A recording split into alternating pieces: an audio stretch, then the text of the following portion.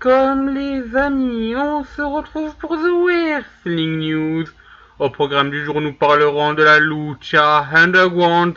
Nous enchaînerons ensuite par parler de Howard Kong. Et enfin, nous terminerons par parler de The Undertaker. Donc, on connaîtra peut-être son premier adversaire pour WrestleMania. Allez, commençons directement par la season première de la Lucha Underground, qui vient de reposer ses valises pour une deuxième saison sur El Rey Network. Et justement, le show a commencé avec des images de Vampiro dans un hôpital psychiatrique pour une évaluation.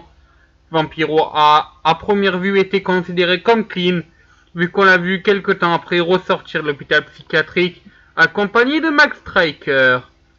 On trouve ensuite Phoenix dans le bureau de Katrina, demandant donc à encaisser son Gift of the God Championship match pour donc avoir un match contre Mil Muertes ce soir.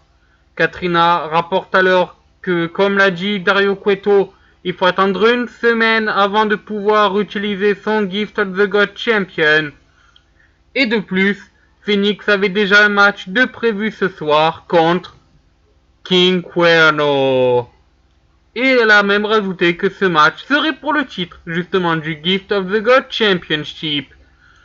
Et justement, King Cuerno a battu Phoenix et est devenu nouveau champion Gift of the God.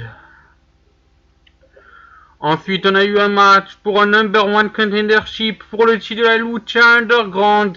Un match booké par les soins de Katrina, qui a fait donc un freeway match entre Ivelisse, Andrelico et Son of a Folk.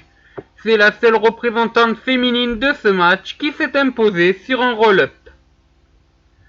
On a ensuite eu donc les hommes de Katrina, les Disciples of Death, qui se sont attaqués à Andrelico et Son of a Folk avant de les écarter du ring pour pouvoir laisser Mil Muertes et Ivelisse se battre pour le titre. Et Mil Muertes va s'imposer assez facilement. Notons qu'après le match, Prince Puma vient aider Ivelisse. Il sera alors rejoint par Pentagon Junior, qui porte un backstabber à Mil Muertes avant de lui casser le bras. Quel sera le futur de Mil Muertes? Affaire à suivre.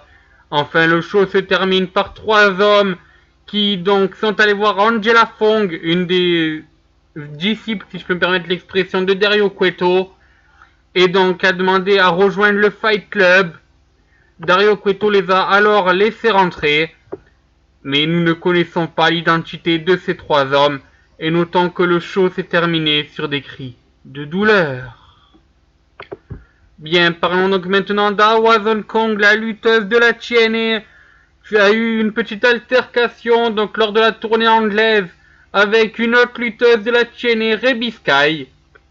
En effet, Awazon Kong ne se serait pas sentie contente du fait que Reby Sky partage le vestiaire avec elle et aurait viré Reby Sky de son propre vestiaire en lui balançant le sac donc en dehors du vestiaire. Alors là, bon, deux versions ont été faites. Une première comme quoi Awazon Kong aurait coursé Reby Sky, mais Reby Sky sera arrivé à s'enfuir. La seconde version serait que Awazon Kong aurait eu le temps de s'attaquer à Reby Sky, enfin du moins à l'étrangler, donc au moment où cette dernière est sortie du vestiaire. Donc voilà, je ne sais pas laquelle des deux versions est vraie, en tout cas c'est les deux versions qui ont été rapportées sur internet. Et donc notons que la raison de cette altercation remonterait à des années, lorsque justement Reby Sky aurait eu une légère altercation avec Sid Vicious suite à un no-show donc de ce dernier. Awazon Kong aurait alors pris la défense du lutteur de la WCW et de la WWF avant que Reby Sky traite donc Awazon Kong et Sid Vicious de faux cul. Et à première vue, depuis le temps, les deux lutteuses ne se sont pas pardonnées. Voilà, ben terminons avec une note un peu plus joyeuse, une note un peu plus masculine, si je peux me permettre cette expression. Nous connaissons peut-être le prochain adversaire de The Undertaker à WrestleMania. En effet, des rumeurs annoncent que l'Undertaker devra affronter Braun Strowman à WrestleMania. Là où on peut avoir une petite surprise car on a annoncé quand même un Braun Strowman contre Brock Lesnar. Notons que d'après ces mêmes rumeurs, les plans seraient donc d'avoir Bray Wyatt contre Brock Lesnar à la suite du main event de Fastlane.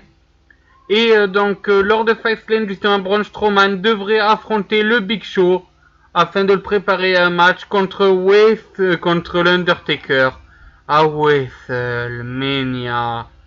Vous l'avez peut-être remarqué, le dernier homme à avoir enchaîné Big Show Undertaker avant WrestleMania était nul autre que Brock Lesnar. Est-ce que Braun Strowman aura le même sort? Affaire à suivre. Voilà, c'est sur ce que se termine ce Wrestling News. On se retrouve demain.